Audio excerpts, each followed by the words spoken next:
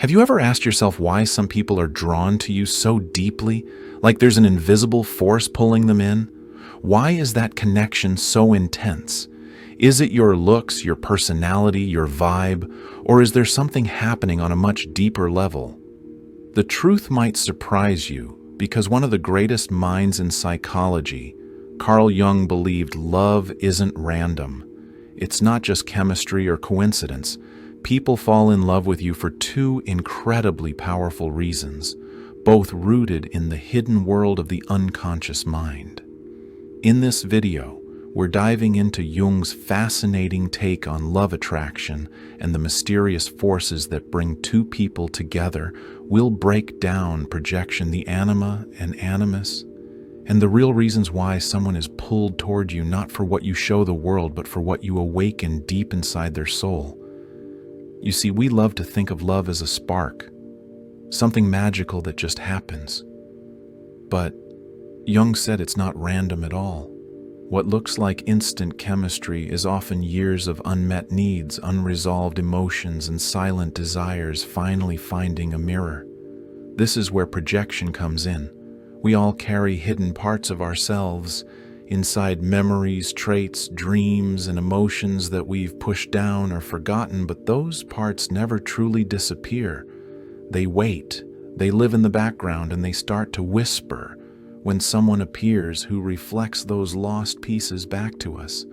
So when a person who's lived carefully and cautiously meets someone wild, free, and bold, it feels electric. But what they're really feeling is something inside themselves, waking up. The attraction is real.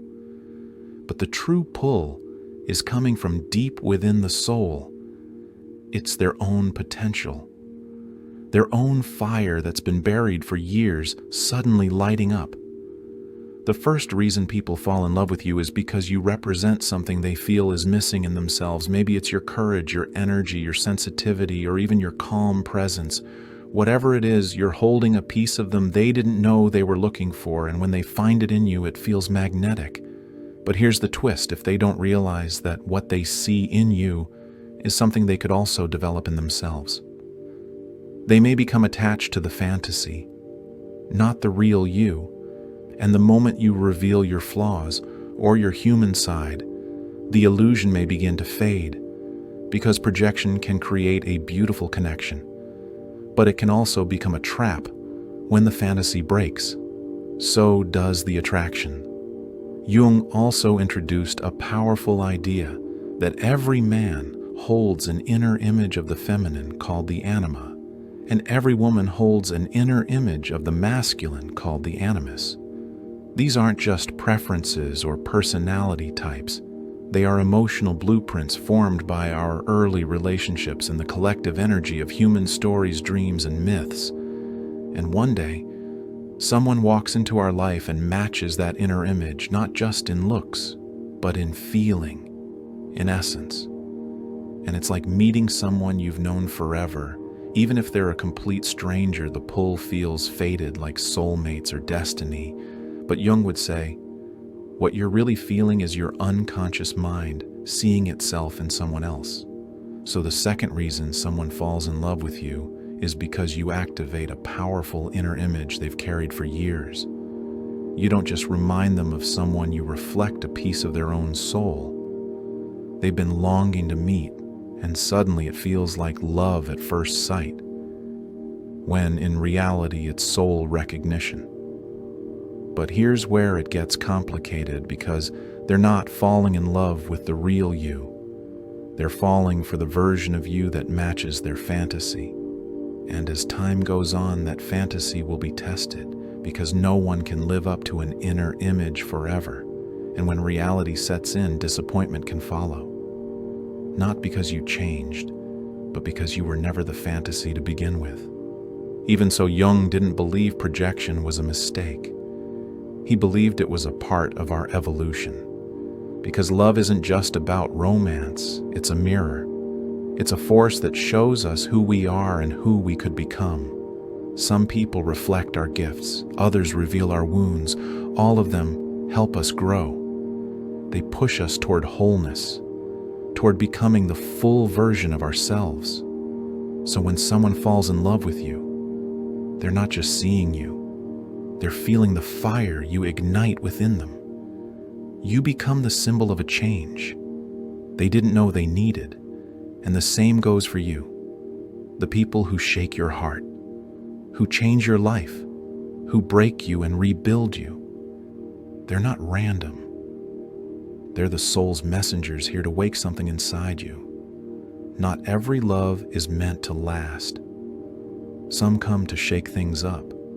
Some come to teach you lessons. And some come to free you from patterns that no longer serve you. These are not accidents. These are soul-timed meetings. Jung called them synchronistic moments, deeply meaningful but not logically explained.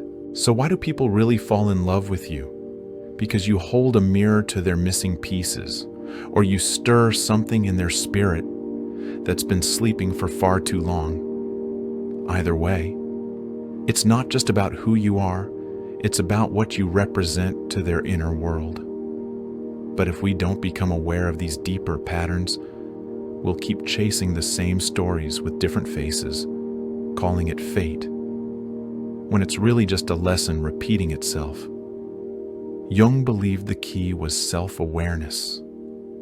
When you understand your own inner projections and archetypes, you stop looking for someone to complete you and you begin the journey of becoming whole on your own. And that's when love transforms. It's no longer based on fantasy or fear. It becomes real, rooted, strong, and free, because the deepest love is never about finding perfection.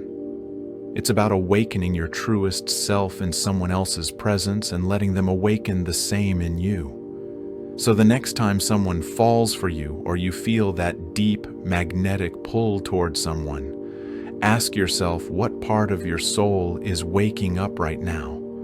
Because love is not just a feeling, it's the soul's invitation to become more than you ever knew you could be.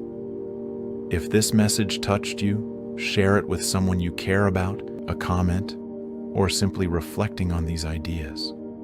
And if you're on a journey of growth, healing, and self-discovery, don't forget to subscribe to